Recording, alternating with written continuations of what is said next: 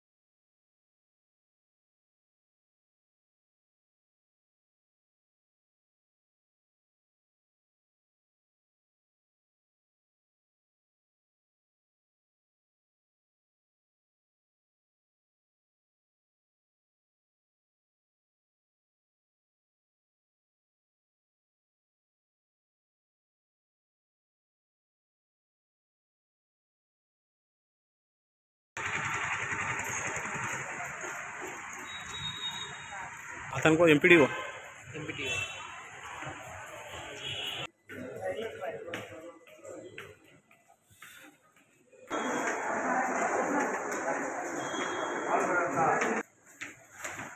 बा యాక్షన్ చెప్పండి. నీకు వచ్చే మనకు వైట్ వస్తుంది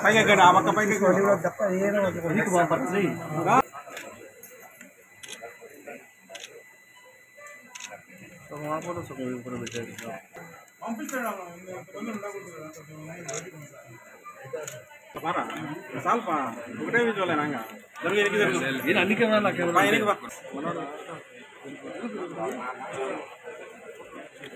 అరే వద్దులే స్వామి మీ పంచాయతీ వద్దు కానీ అందుకే మళ్ళా తీసిన వాళ్ళే చూసారా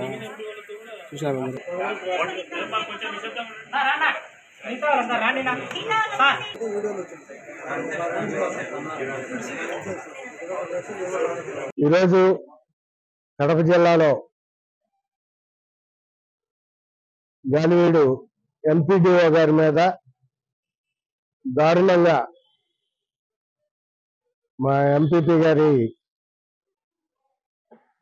కుమారుడు ఇతర అసాంఘిక శక్తులు కలిసి దారుణంగా ఎండీఓ గారిని కొట్టడం జరిగింది.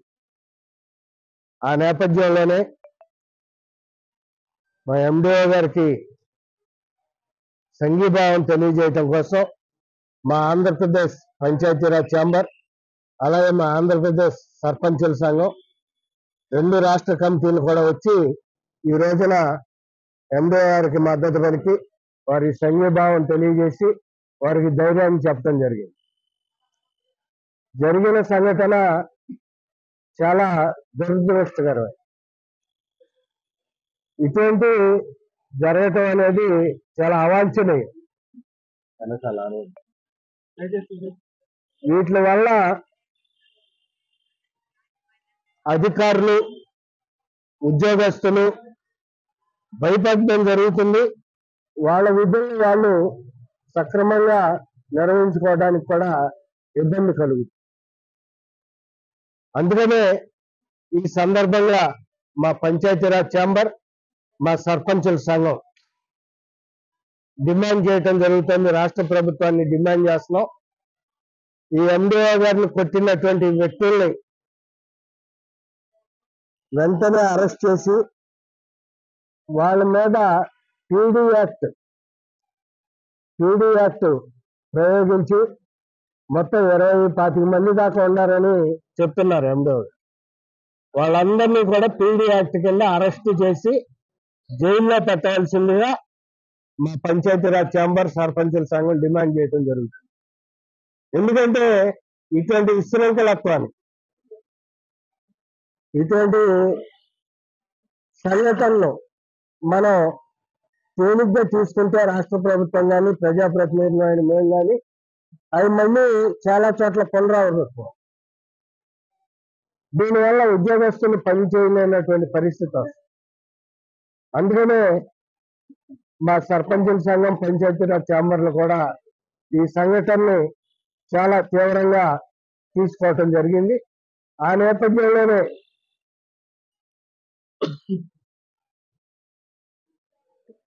మేము స్పష్టంగా ఇక్కడ ఒక విషయాన్ని ఈ కడప నుంచే స్పష్టం చేయదలిచాం. స్థానిక సంస్థల ఎన్నికల్లో అంటే గ్రామ పంచాయతీలు, మండల పరిషత్లు, జిల్లా పరిషత్లు, మున్సిపాలిటీలు, కార్పొరేషన్ వీటిల్లో 80% 80% వైఎస్ఆర్సీపీ పార్టీ నాయకులే వాళ్ళ కార్యకర్తలు గెలవటం జరిగింది. మీరు అహంకారంతో అహంభావంతో ఇలా అధికారుల మీద అదుపు లేకుండా మదమెక్కిన ఏనుగుల్లాగా ప్రవర్తించితే పరిణామాలు తీవ్రంగా ఉంటాయి. ఆ ఎండిఓ గారు కూడా దళిత వర్గానికి చెందిన ఆయన. ఆ ఎండిఓ గారు దళిత వర్గానికి చెందిన ఆయన. ఆ ఎండిఓ గారి మీద దాడి చేసిన 25 మంది మీద కూడా పీడీ యాక్టే కాకుండా ఎస్సీ ఎస్టీ యాక్టులు కూడా పెట్టవలసిందిగా మేము డిమాండ్ చేస్తున్నాం. మేము ఒకటే స్పష్టం చేస్తున్నాం, ఈ వైఎస్ఆర్ పార్టీకి చెందినటువంటి సర్పంచులు కానివ్వండి, ఎంపీపీలు కానివ్వండి, లేకపోతే జడ్పీ చైర్మన్లు కానివ్వండి, మున్సిపల్ చైర్మన్లు కానివ్వండి, కార్పొరేషన్ చైర్మన్లు కానివ్వండి, ఇప్పుడు మీ జగన్మోహన్ రెడ్డి ముఖ్యమంత్రి కాదు, మీ వైఎస్ఆర్ పార్టీ అధికారంలో లేదు. గుర్తించుకొని బాధ్యతాయుతంగా మీరు గౌరవంగా వ్యవహరించడం నేర్చుకోండి. జగన్మోహన్ రెడ్డి జమానా అంతమైంది. ఇటువంటి అరాచకాలు మీరు చేస్తే ఇక చూస్తూ సహించేది లేదు. ఇవాళ చంద్రబాబు నాయుడు గారు తలుచుకుంటే ఒక్క నిమిషంలో, ఒక్క ఆర్డినెన్స్ తో, ఒక్క సంతకంతో మీ పదవులన్నీ పోతాయి. ఖబర్దార్ జాగ్రత్త అని చెప్పి హెచ్చరిస్తారు. కాదు ఏదమ్మా నోటేది కడప జిల్లా పోలీస్కి సంబంధించిన ఈ సంవత్సరం పాటు మేము పెట్టిన ఎఫర్ట్స్ వల్ల ఏ విధమైన పాజిటివ్ రిజల్ట్స్ జనరేట్ అయినాయి అన్నది మీ అందరికీ మరియు మీ ద్వారా పబ్లిక్కి తెలియపరచడం కోసం ఈరోజు ఇక్కడ సమావేశమయ్యాం. మనం చూసుకుంటే కడప జిల్లా పోలీసు ఈ సంవత్సరం సమర్థవంతమైన సిబ్బంది పనితీరు మరియు మెరుగైన పోలీసింగ్తో ఓవరాల్గా చూసుకుంటే మనకి 31% నేరాలు తగ్గుదల వచ్చింది. అంతేకాకుండా బలహీన వర్గాలకు మెరుగైన భద్రత కల్పించడం అనే కోణంలో గత ఏడాదితో పోల్చుకుంటే 32% తక్కువగా నేరాలు నమోదవడం జరిగింది. ఎస్సీ ఎస్టీ అట్రాసిటీ కేసెస్ అనేవి. అంతేకాకుండా మహిళలపై అఘాయిత్యాలలో మనకు 19% తగ్గుదల కనిపిస్తుంది. రేప్ కేసెస్ 26% తగ్గడం జరిగింది అత్యాచారాల కేసులో. మనకి రోడ్ సేఫ్టీ పరంగా చూసుకుంటే మెరుగైన పెట్రోలింగ్ మరియు అవగాహన కార్యక్రమాలు, రోడ్ సేఫ్టీ అవేర్నెస్ వీక్స్ రెగ్యులర్గా కండక్ట్ చేయడం వల్ల ఓవరాల్గా రోడ్ ప్రమాదాల్లో మనకి 15% తగ్గుదల అనేది కనపడుతుంది. 2024 క్రైమ్ రౌండప్లో భాగంగా మనం చూసుకుంటే నేర గణాంకాల పరంగా విజిబుల్ పోలీసింగ్, అసాంఘిక శక్తులపై నిఘా పెట్టడం, అదేవిధంగా అవగాహన కార్యక్రమాల వల్ల ఓవరాల్ పనితీరులో మనం మెరుగుపరచడం జరిగింది. ముఖ్యంగా అక్రమ మద్యం పరంగా చూసుకుంటే NDPL ఇతర రాష్ట్రాల నుండి వస్తున్న మద్యం 7,285 లీటర్లు స్వాధీనం చేసుకున్నాం. దీంట్లో భాగంగా మొత్తం 99 కేసులు రిజిస్టర్ చేయగా 130 మందిని అరెస్ట్ చేయడం జరిగింది. అంతేకాకుండా బెల్ట్ షాప్స్ పై ముమ్మరంగా దాడులు కూడా నిర్వహించడం జరిగింది. దాంట్లో 1609 కేసుల్లో 9,355 లీటర్ల మద్యాన్ని భారీ ఎత్తున స్వాధీనం చేసుకుని 1657 మందిని ఈ రోజుకి అరెస్ట్ చేయడం జరిగిందండి. అంతేకాకుండా నాటు సారాకు సంబంధించి 53 కేసుల్లో 974 లీటర్లను స్వాధీనం చేసుకుని మొత్తం 61 మందిని అరెస్ట్ చేయడం జరిగింది. ఇంతేకాకుండా బహిరంగ మద్యపానంపై కడప జిల్లా పోలీసులు ఉక్కుపాదం మోపడం జరిగింది. దాంట్లో భాగంగా 8,075 కేసులు నమోదు చేశాం. ప్రాపర్టీ అఫెన్సెస్ చూసుకుంటే మొత్తం 38% రికవరీ చేయడం జరిగింది. 24 సంవత్సరంలో మొత్తం 381 ప్రాపర్టీ అఫెన్సెస్ మీద నమోదు కాక 188 కేసెస్ దీంట్లో ఛేదించడం జరిగింది. అండ్ ప్రాపర్టీ రికవరీ 2,67,76,000 మొత్తం ప్రాపర్టీని మేము రికవరీ చేసాం. గమనించుకోదగ్గ విషయం ఏంటంటే ఈ ఏడాది ఒక డెకాయిటీ కానీ మర్డర్ ఫర్ గెయిన్ కానీ కడప జిల్లాలో జరగలేదు. ముఖ్యంగా క్రికెట్ బెట్టింగ్, గ్యాంబ్లింగ్, మట్కా, కోడి పందాలపై ముమ్మరమైన దాడులు చేయడంతో పాటు 725 కేసులు నమోదు చేసి 3,429 మందిని అరెస్ట్ చేశాం. వారి దగ్గర నుండి 1,25,22,015 రూపాయలు నగదు స్వాధీనం చేసుకోవడం జరిగిందండి. ఎర్రచందనం అక్రమ రవాణా పరంగా చూసుకుంటే ఈ ఏడాది మొత్తం 4 కేసుల్లో భాగంగా 20 మందిని అరెస్ట్ చేశాం. 5,772 కిలోల బరువున్న 236 దొంగలను మరియు 8 వాహనాలను స్వాధీనం చేసుకున్నాం. పోయిన సంవత్సరంతో పోల్చుకుంటే గంజాయి మీద మరింత స్ట్రెన్యూస్ ఎఫర్ట్స్ పెట్టడం వల్ల more cases and more number of accused we have arrested. ముఖ్యంగా చూసుకుంటే ఈ సంవత్సరం 47 కేసులు నమోదు చేసి 140 మందిని అరెస్ట్ చేయడం జరిగింది. 188 కిలోల గంజాయిని స్వాధీనం చేసుకున్నాం. సైబర్ ఫ్రాడ్స్లో మెయిన్గా మేము ఎదుర్కొన్న ఛాలెంజెస్ ఏంటంటే ఒక అకౌంట్కి వెళ్ళిన తర్వాత అది వందలాది అకౌంట్లకి చిన్న అమౌంట్స్లో డిస్ట్రిబ్యూట్ అయ్యి వెళ్తుంది. ఆ అకౌంట్స్ మొత్తం దేశం మొత్తం మీద స్ప్రెడ్ అయి ఉంటారు కాబట్టి మేము ఫ్రీజ్ చేస్తాంతో పాటు ఓవరాల్ ఇన్వెస్టిగేషన్ కూడా కొంత టైం పడుతుంది.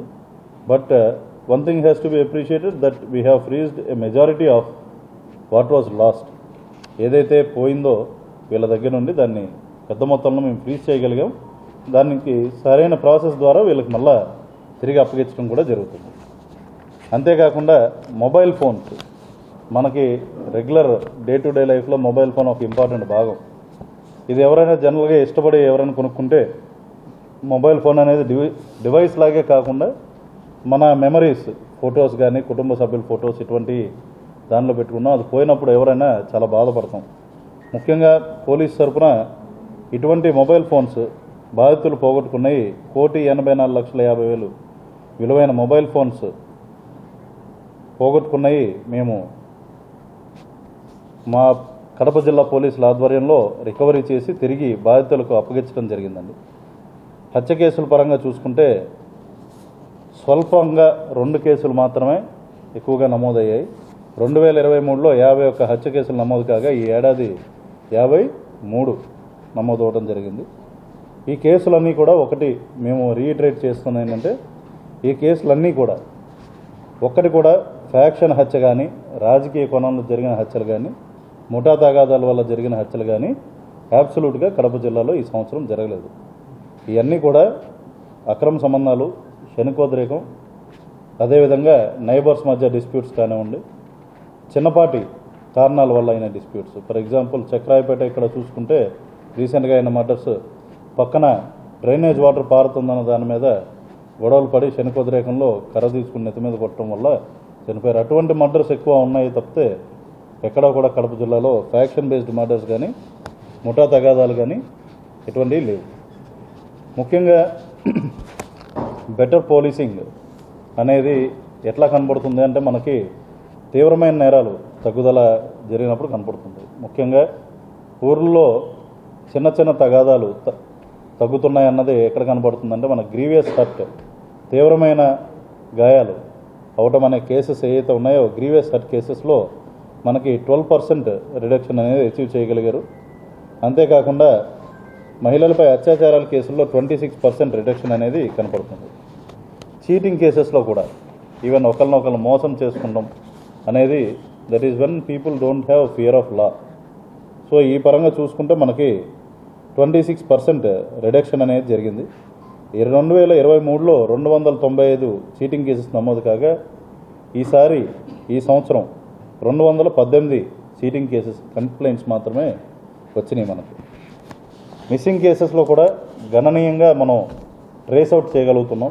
ముఖ్యంగా చూస్తే 2023లో 564 మిస్సింగ్ కేసెస్ నమోదు కాగా 2024లో అవి తగ్గుముఖం పట్టి 556 కేసులు మాత్రమే నమోదయ్యాయి. ఈ 556 కేసుల్లో కూడా 487 మందిని ఆచూకీ కనుగొనడం జరిగింది.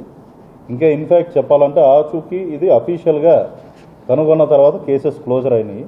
అంతేకాకుండా యాజ్ పార్ట్ ఆఫ్ ప్రాసెస్ ఎక్కడున్నాయో కనుక్కున్నాయి చూసుకుంటే ఆల్మోస్ట్ మోర్ దాన్ 90-95% కేసెస్ ఈ సంవత్సరం నమోదైన వాటిల్లో ట్రేస్అవుట్ చేయగలిగాం. ముఖ్యంగా చూస్తే కేసెస్ త్వరితగతిన ఇన్వెస్టిగేట్ చేయడమే కాదు, వాటిని చట్టపరంగా కూడా ఫాస్ట్గా ప్రాసెస్ చేసేదానికి కోర్ట్ మానిటరింగ్ సెల్ అనేది ఏర్పాటు చేశాం. దీంట్లో భాగంగా ప్రత్యేక దృష్టి పెట్టడం వల్ల వివిధ పోలీస్ స్టేషన్ల పరిధిలో ఈ జిల్లాలో తీవ్రమైన 8 కేసుల్లో 30 మంది ముద్దాయిలకు ఇప్పటికీ కోర్టులో సాక్ష్యాధారాలతో నేర నిరూపణ జరిగి యావజ్జీవ కారాగార శిక్ష కోర్టులు విధించాయి. దీంట్లో పోలీస్ అధికారుల సమిష్టి కృషి అనేది ఉంది. ఇంతేకాకుండా లోక్ అదాలత్ పరంగా చూసుకుంటే 2024లో మేము 11,484 కేసులను లోక్ అదాలత్లో పరిష్కరించడం జరిగింది. ప్రజా సమస్యల సత్వర పరిష్కారానికి ఫిర్యాదులు అందడంతో పాటు వాటిని పరిష్కరించడం కూడా ఎంతో ముఖ్యం. సో దానికోసం ఈ ఏడాది 7,695 ఫిర్యాదులు రాగా 7,374 ఫిర్యాదులను మేము పరిష్కరించాము. ఇప్పటికి ఇంకా going in to next year మేము అనుకుంటుంది ఏంటంటే మరింత మెరుగైన పోలీసింగ్ అట్మాస్ఫియర్ కల్పించడంతో పాటు సమాజంలో ఒక రకమైన డిసిప్లిన్, అంతేకాకుండా రోడ్ సేఫ్టీ పరంగా కానివ్వండి, మహిళల భద్రతా పరంగా కానివ్వండి, ఉద్యోగుల భద్రత పరంగా కానివ్వండి, మేము కంపల్సరీ ముందు మరింత మెరుగైన చర్యలు తీసుకుంటామని చెప్పి ఈ సందర్భంగా తెలియజేస్తాం. ప్రవేశించాడో ఏ రాజ్యాంగం మూలంగా మన హోమ్ మినిస్టర్ బట్టి అర్థమయ్యేది ఏంటంటే అది ప్రధాని మోడీకో లేదా ఆర్ఎస్ఎస్ కో బెనారస్ లో అంటే వారణాసిలో ఒక సత్సంగ్ కార్యక్రమం. భారతదేశానికి రాజ్యాంగం అవసరం లేదు, మనం పాంచజన్యం రాజ్యాంగం భారతదేశంలో నివసిస్తున్న ధనవంతు కుల నిర్మాణం జరగాలి, జాతులన్నీ మనకు బానిసలుగా నిర్మాణాలి అంటే గురు గోల్వల్కర్ గారి అనుయాయులు ఈ రోజు భారతదేశంలో 10 సంవత్సరాల నుంచి పాలన ఉండడం అది మనం లేకుండా చేయాలని చెప్పేసి మణిపూర్ లాంటి ప్రాంతంలో కూకీల్ని అంతం చేయడం, దేశంలో కేవలం నాడు ఓటు హక్కు విషయంలో జరిగిన చర్చలో ఆయన కోరుకుంటున్న భారత్లోని యువత తిరగబడకుండా, పోరాటాలు చేయకుండా నరేంద్ర మోడీ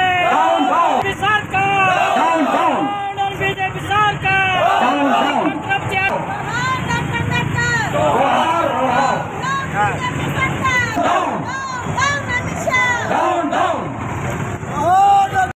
ఈరోజు దేశవ్యాప్తంగా పార్లమెంటులో అమిత్ షా అంబేద్కర్పై చేసిన వ్యాఖ్యలకు నిరసనగా దేశవ్యాప్త నిరసన ధర్నాలు, ర్యాలీలు నిర్వహిస్తూ ఉన్నారు.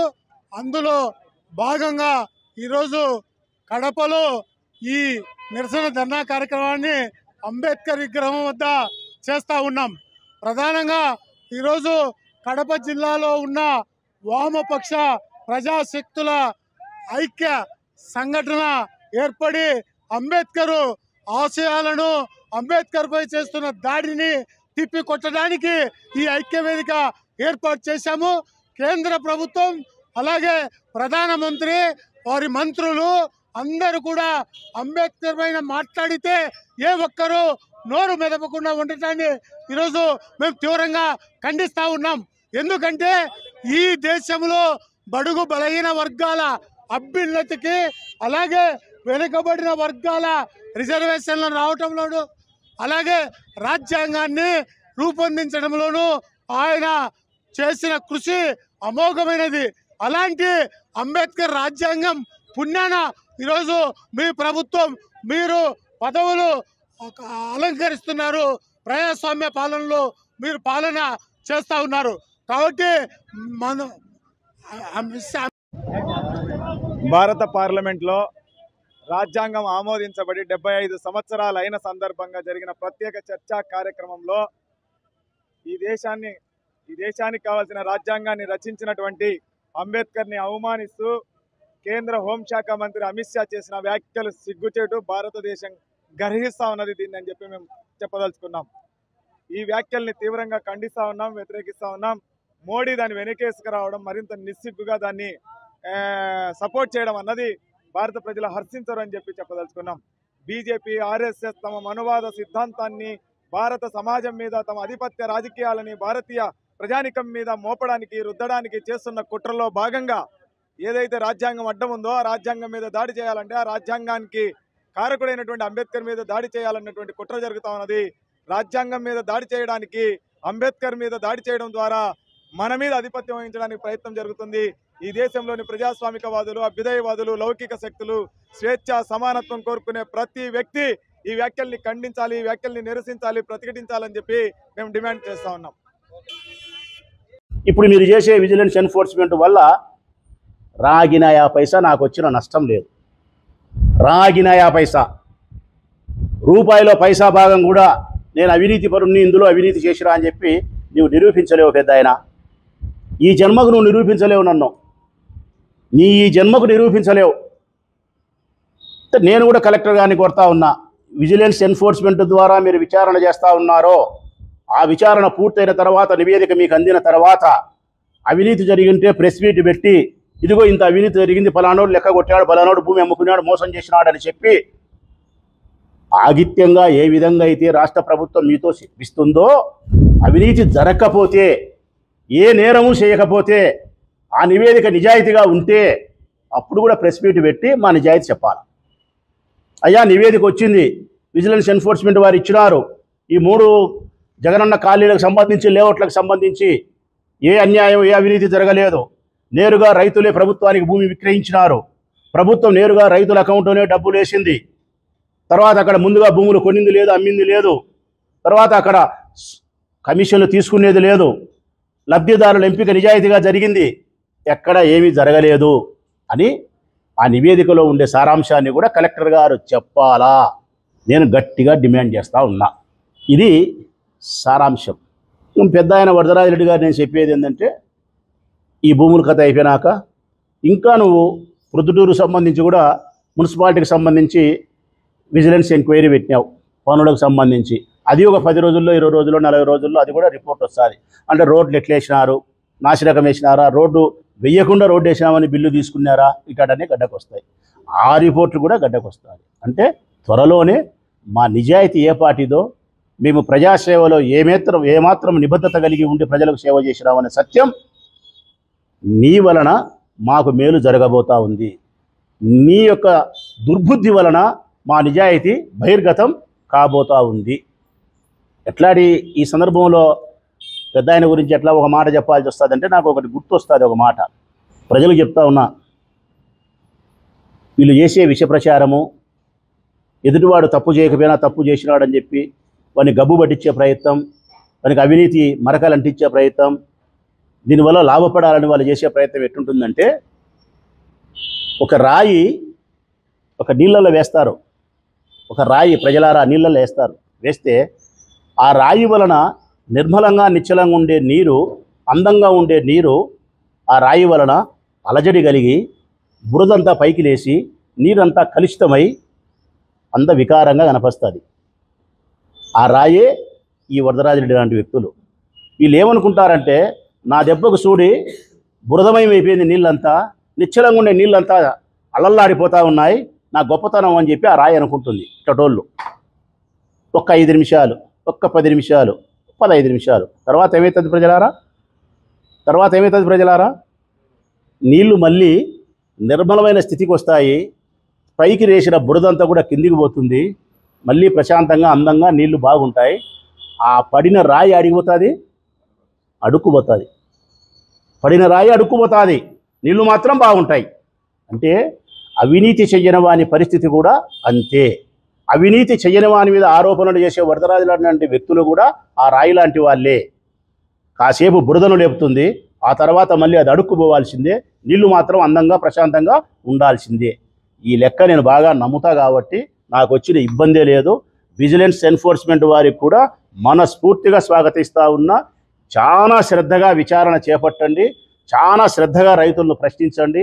ఇంకా భూములు మంచి చెడ్డ రిజిస్ట్రేషన్లు అన్నీ పరిశీలించి స్పష్టమైనటువంటి నిజాయితీతో కూడినటువంటి నివేదికను కలెక్టర్ గారికి అందజేయమని మనస్ఫూర్తిగా కోరుతూ, ఈ ప్రకటన అంతా కూడా వరదరాజరెడ్డి గారి కోసం కాదు, ఈ ప్రకటన అంతా కూడా ప్రజల కోసమే. ఏ ప్రజల దగ్గరైతే మమ్మల్ని అవినీతి పరులుగా చిత్రీకరించి మీరు లాభపడాలా, ఎలక్షన్లో గెలవాలని ప్రయత్నం చేసి గెలిచినారో, ఏ ప్రజలైతే 10%, 20% మీరు నమ్మించే ప్రయత్నం చేసినారో ఆ ప్రజలకు సత్యం తెలియాలనే నా తాపత్రయం, నా బాధ. అందుకే ప్రజలకే నేను విజ్ఞప్తి చేస్తూ ఉన్నా, గమనించండి ప్రజలారా. సిటీ కేబుల్ సిపిసి న్యూస్ ఇంతటితో సమాప్తం. నమస్కారం.